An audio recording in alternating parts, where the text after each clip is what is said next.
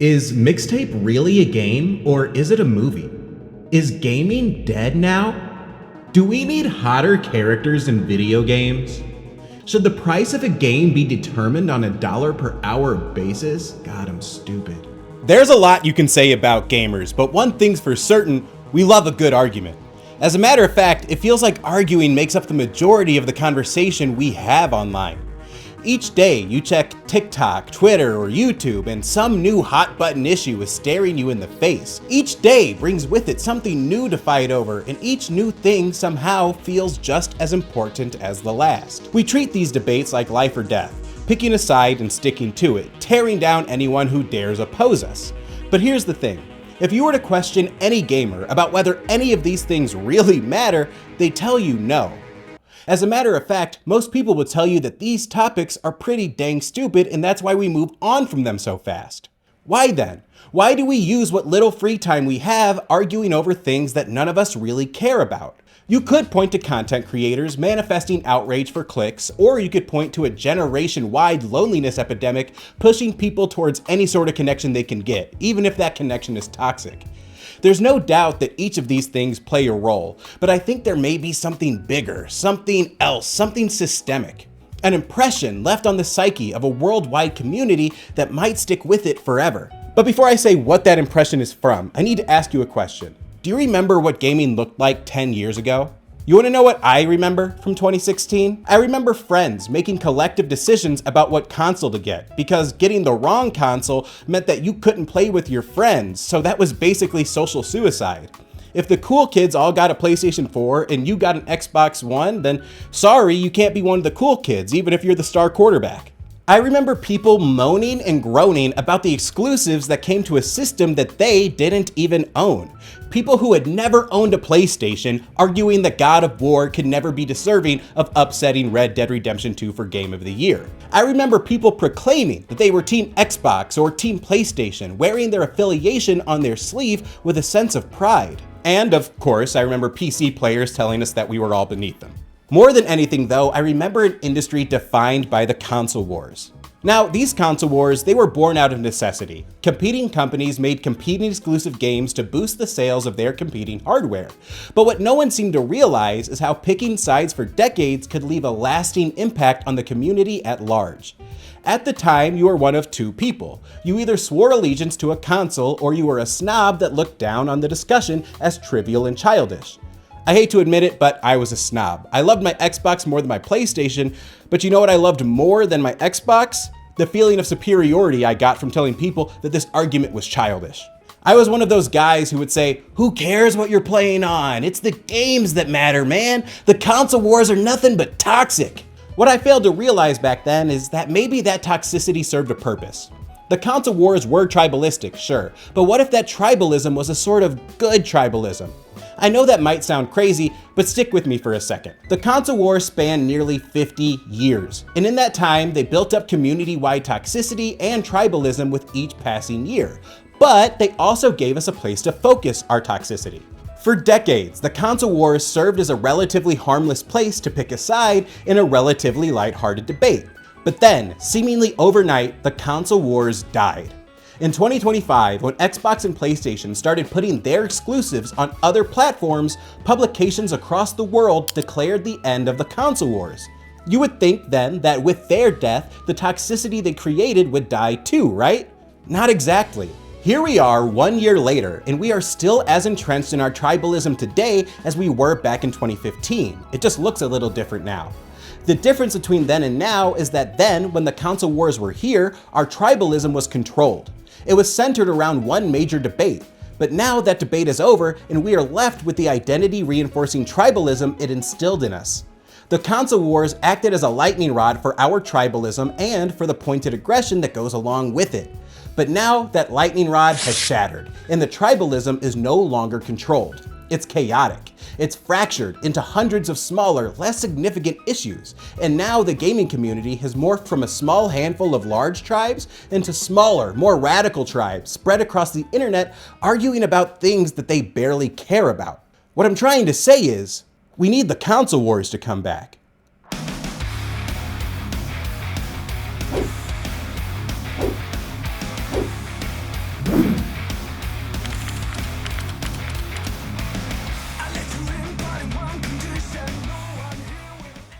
So, in order to understand where we are right now, you first have to understand how we got here. But seeing as the fact that you clicked on this video, then you're probably a fan of video games, then you already know what the console wars are.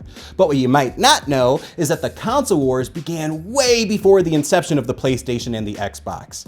As a matter of fact, with each new generation of console, there has been a new console battle to go along with it, beginning all the way back in the 1970s. I'd like the most popular home video game system ever. Ah, the system you want is the Atari 2600. That's so fast. I want a system that can play hundreds of games. Oh, then what you want is the Atari 2600. But I'd like the system that can also play educational games for my children. Then what you want is the Atari 2600. Fine, but I want a real low price. Oh, the Atari 2600 is priced incredibly low. That's what I want. The Atari 2600. Now with its new exciting games at a new low price. For a while, the only major console on the market was the Atari 2600, but that all changed in 1979 when Mattel, yes, the same Mattel that made Barbie, released the Intellivision. With Atari now having a major competitor, the first console wars kicked into gear. Atari and Intellivision both desperately wanted dominant market share in the budding gaming industry, but those hopes and dreams were short-lived. That's because, while these two were the only major consoles on the market, there were dozens of smaller consoles trying to take market share as well, pumping out hordes and hordes of 8-bit slop in hopes of making a quick buck. This oversaturation of the market and low quality control, which was pushed mainly by Atari, combined with high game prices, led to the infamous games industry crash of 1983, when the entire industry saw a 97% drop in revenue. The first console wars ended with mutually assured destruction and the near death of not only Atari and Mattel, but the entire industry. And that's when Nintendo came around and became famous for doing what Nintendo does, making damn good games. In 1985, Nintendo introduced North America to the savior of the games industry, the Nintendo Entertainment System. With the release of the NES, Nintendo put the industry on their back, rethought how games are marketed, and thanks to Nintendo and Nintendo alone, video games survived a crash that would forever cripple any other industry. How Nintendo saved gaming is truly a fascinating story and one I'll have to get into in the future. Anyway, hallelujah, the gaming industry is now saved. Being the one to save the industry meant that Nintendo was able to dominate market share for a few years, but they wouldn't forever be the only major console on the market. In 1988, the Sega Genesis hit the market, and we bore witness to the advertising equivalent of Tupac dropping "Hit 'em Up" on Biggie Smalls. Sega Genesis does what Nintendo don't. Genesis does. 16-bit arcade graphics. You can't do this on Nintendo. Genesis does. 16-bit sports action. You can't do this on Nintendo. Genesis Does. Genesis Does. Genesis Does. Genesis Does. Genesis does. Get Joe Montana free, Pat Riley free, Buster Douglas free, Super Monaco GP free, or Collins free. Genesis does. What Nintendo don't. Buy a 16-bit Genesis system between now and October 31st and get an extra game. And with that, the second console wars were on. If you couldn't tell by that insane diss track, this is when things really started to heat up. Sega was competing directly with Nintendo and they wanted you to know it. Outside of dropping an absolutely fire ad, Sega came at Nintendo with all they had. They created gaming's second most famous character in Sonic the Hedgehog. They appealed to an older audience with edgy titles like Mortal Kombat, and they secured licensing rights to huge IPs like The Lion King. Sega made it clear from the get-go, you're either on our side or you're on their side. This was reinforced by the growing prevalence of exclusive titles. There were 163 exclusive games released for the Genesis and 342 for the NES. If Intellivision vs Atari is what planted the tribalistic seed, then Nintendo vs Sega is what watered the seed, fertilized it, spread bone meal on it, sang to it, did everything within its power to see that seed grow into a huge, healthy, bountiful, but toxic tribal tree. Sega did great here in the late 80s and early 90s. They broke into a market that was basically monopolized and turned it into more of a duopoly, even outselling the NES. However, the NES wasn't the only console released by Nintendo during this skirmish, as the SNES came in clutch to push Nintendo back on top. During the second console war, Sega was able to deliver some heavy blows to Nintendo, but Nintendo still came out the other side the victor. But just when Sega was rearing up for a second attack, a third competitor entered the picture.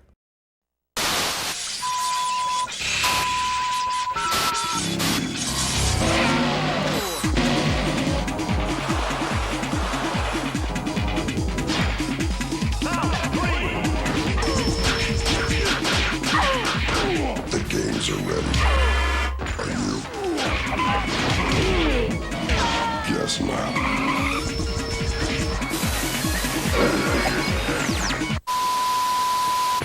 The first to usher in the next generation of consoles wasn't Sega, nor was it Nintendo, it was Sony.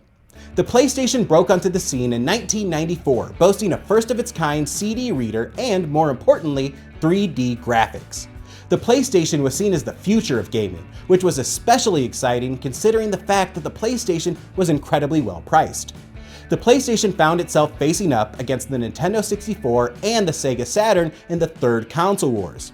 Both the N64 and the Saturn were fantastic consoles, but this is where we learned that the console quality didn't matter nearly as much as exclusive titles. During this time, PlayStation released an insane 463 titles as compared to 68 on the Saturn and 127 on the Nintendo 64. This led to an insane sale disparity, nearly 110 million sales for the PlayStation and only around 42 million for the N64 and Saturn combined. These numbers indicated a huge boost in popularity for video games, but it also instilled a deep sense of loyalty into PlayStation players. During the Second War, Sega primed people to pick a side, and in the Third War, PlayStation cracked the code to buying your loyalty. I don't think I need to explain what happens next. After the failure of the Saturn and then the Dreamcast, Sega became a software developer. Then Xbox entered the picture, copying PlayStation's strategy from the generation before, and before we knew it, 3 generations passed. Each generation bringing with it a new wave of console wars, each with their own wave of console exclusives. Except, as the 2010s creep on, online multiplayer grows in popularity, demanding that friends who all want to play together buy the same console. This factor, the multiplayer factor, makes the console wars more heated now than ever. Now, instead of picking a side for personal preference, that decision comes with a social factor. Before, people were advocating for a console based on the games that they themselves wanted to play. Now, people were advocating for a console to convince you to buy that same console so that you can play with them, and so that they don't end up being left behind. This was an insane reinforcement of tribalism and allegiance, and that reinforcement pushed the console wars to newer and far hotter heights. What we saw during this time was huge waves of sales floating back and forth between Xbox and PlayStation. First, the PlayStation 2 dominated the Xbox, then the 360 dominated the PS3, then at the end of that generation, the PS3 saw a huge comeback to end the generation in a tie, then the PlayStation 4 dominated the Xbox One. All the meanwhile, Nintendo somehow thrived while removing itself largely from the console wars debate. They did not concern themselves with huge online multiplayer games and instead focused on single console experiences. Whether those were single player experiences or local multiplayer experiences, it didn't matter, you didn't need online multiplayer in order to enjoy a Nintendo console. What this meant was that many people bought a Nintendo console while also debating which console to get between the PlayStation and the Xbox. Nintendo's focus on isolation allowed them to thrive while being somewhat immune to the consequences of the console wars. So, from about 2008 all the way until the early 2020s, the console wars were between 2 key players, Xbox and PlayStation. And guess what? We loved it. Sure, there were snobs like me looking down on the debate as childish, but for every one person like me, there were another 3 rocking their Xbox hats or their PlayStation shirts. People didn't just pick a side because they had to, they did it because they were eager to, a symptom indicative of decades of subconscious conditioning. As a matter of fact, things reached an all-time high between 2020 and 2023, as Xbox and PlayStation both went on spending sprees, buying studio after studio to bring them in-house and generate more exclusives. By all means, the console wars seemed to only be getting more intense until 2024 when everything changed. On February 15th, 2024, Phil Spencer and Xbox made an announcement that shocked the world. He wanted Xbox to take a multi-platform approach, and to do so, Xbox would immediately start shipping their previously exclusive titles on PlayStation and Nintendo. Over the span of the next year, we saw a handful of games move from exclusively Xbox to being available on PlayStation, including Forza Horizon 5, Indiana Jones, and Microsoft Flight Simulator. During this time, we also saw PlayStation begin to bring their games to PC, including God of War, Spider-Man, and Horizon Forbidden West. Seemingly overnight, the console wars went from a strong and central component of the wider gaming community to gone completely. What do you think that did to us? For nearly 50 years, the console wars fostered tribalism. Corporations wanted you to buy their product to keep you from giving money to the other guy. These companies groomed us into becoming the perfect corporate bootlickers, and it may have greatly exaggerated a tribalistic mindset that comes along with being human. There are many reasons to wish the console wars never happened, but here's the thing, they did happen. And they went on for so damn long that this inflated tribalism is now a core personality trait of the community at large. And what we can see now in retrospect is that those tribalistic traits were kept at bay by the very thing that created them, the console wars. Because if we're being honest, the fighting brought on by the console wars was comparatively wholesome to the fighting we're taking part in today. The console wars pitted us against each other, sure, but it also gave us a community to attach ourselves to. Team Xbox, Team PlayStation, Team Nintendo, or even Team Sega. Within that community, you could find common ground and relate to all things you love about your gaming ecosystem. For decades, gaming almost felt like a sporting arena where you picked a team and shouted schoolyard insults at the other teams. We ribbed each other, poked fun, but we bonded over our shared love of games. That's what the argument always boiled down to, why you loved the games you loved and why people should come to your side to enjoy those games too. We all agreed on the fact that we loved games. Just last year, the argument was more, my toy is better than your toy, but since has morphed into, your worldview is ruining my hobby, and I don't think that's a coincidence. In order to understand how my Xbox is better than your PlayStation morphed into ugly ladies in games are making the kids gay, you first have to understand how tribalism works and how it affects us.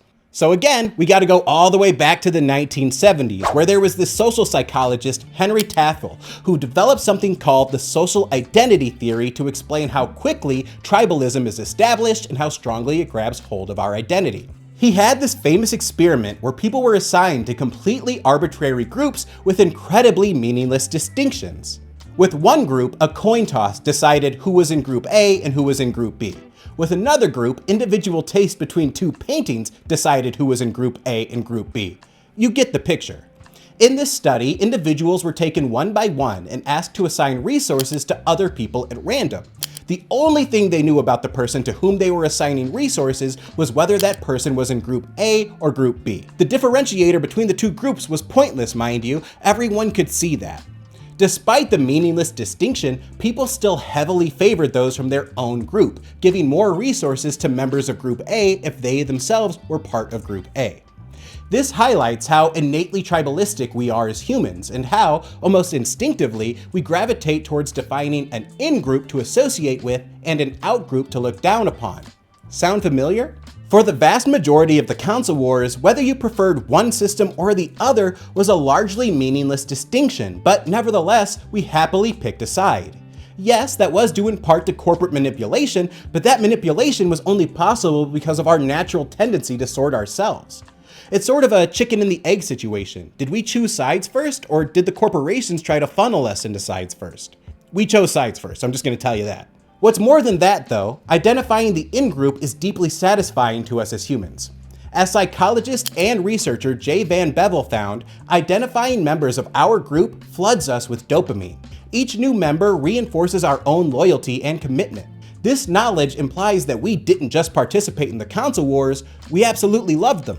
Over time, that party identification becomes part of who we are, part of our own identity. It's very similar to how we view politics, at least here in the good old US of A. As a matter of fact, political scientist Liliana Mason wrote that, quote, "More often than not, citizens do not choose which party to support based on policy opinion. They alter their policy opinion according to which party they support." In other words, people don't really support PlayStation because it has good games, they support PlayStation because they already bought a PlayStation, and the fact that it has good games just helps reinforce that position. This speaks volumes to some of the issues we see in larger society, but we're gonna rein it into video games here. It highlights how people viewed being an Xbox or a PlayStation player not just as what console they tended to game on, but part of what made them them. So what happens when that tribe is broken apart? What happens to one's identity when an identity definer is suddenly stripped away? An optimist might hope that we all come together and sing kumbaya, but human psychology tells us that that's just not the case. Instead, we find new groups to join and others to lash out against. To understand this, we need to couple two pieces of research together. The first piece comes to us by way of our old friend Jay Van Bevel. Jay found that new identities can easily replace old ones so long as that new identity comes along with an in-group. As long as people are told that they have a new in-group to join, they'll happily play along. The second piece of evidence comes from a study out of a Chinese university titled Effects of Anger and Trigger Identity on Trigger-Displaced Aggression Among College Students, based on the kicking the barking dog effect. I'll never not be annoyed with how wordy these studies are. This is a pretty complicated study that involved multiple experiments, so allow me to skip ahead to the findings. This study found that when an individual is subject to aggression, that they themselves will find someone, anyone, to take that aggression out on, even if that victim is completely unrelated to the harm that upset them in the first place. When you couple these studies together, you get a pretty clear picture of what happens when tribes die, but the people within remain. People subconsciously look for any in-group they can join and any out-group upon whom they can vent their frustration. That, right there, is the issue we're facing in gaming today. We had our tribes, be it Xbox or PlayStation, but seemingly overnight, everyone started to wave the white flag. These companies preyed on our innate tribalism and inflated the worst components of it, then just stopped. What happened to us then? We began to look for new homes, new sides to take, new arguments where we could identify an outgroup that we could take our frustration out upon. Jimmy, who was firmly Team Xbox, is now Team all games should have a pause button. And Team game journalists are good for the medium. And Team this upcoming game is going to suck.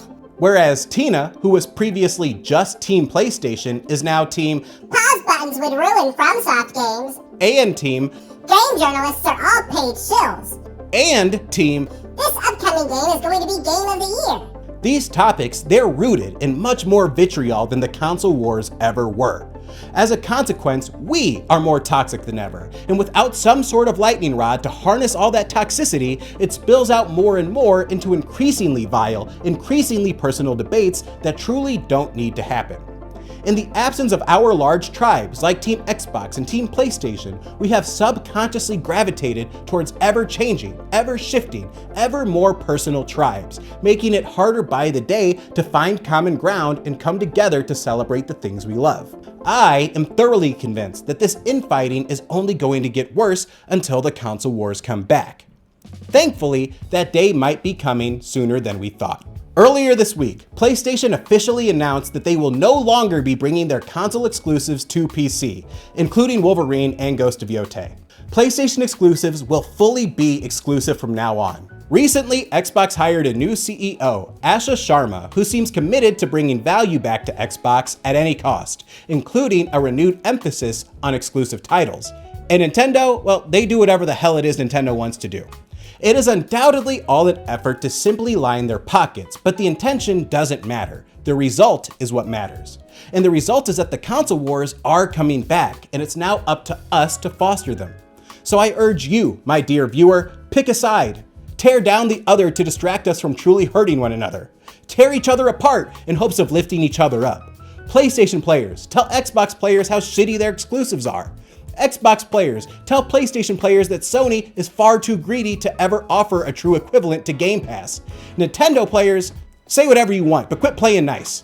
If we want the gaming space to come together again, to celebrate games for being games again, then I think we need to fight more, but we need to know what side we're on and what side we're fighting for. Picking a corporation to fight for, it's undoubtedly stupid, but it's a contained stupidity that stops us from eating ourselves alive. So pick a side, stick to it. Fight for it. It's time we bully each other again, but for our own well-being this time. As for me, well, I kind of like the position of being a snob. And to add to my snobbiness, I've become a PC player over the last 10 years, so I can comfortably look down on all consoles as beneath me. That being said, for the fun of the game, for the love of the game, I'll still pick a side, to fight the good fight, of course. So, without further ado, PlayStation can I can't stand how PlayStation is with their and their it's so and don't get me started on Nintendo. Nintendo can it, you know, just all the way off. Nintendo is so incredibly Team Xbox all day, bitch. Okay, that was kind of a lot. But with that being said, are you Team Xbox, Team PlayStation, Team Nintendo, or even Team Sega? Let me know your thoughts down below. Let's talk about it. And just remember, content like mine wouldn't be possible without viewers like you. Thank you.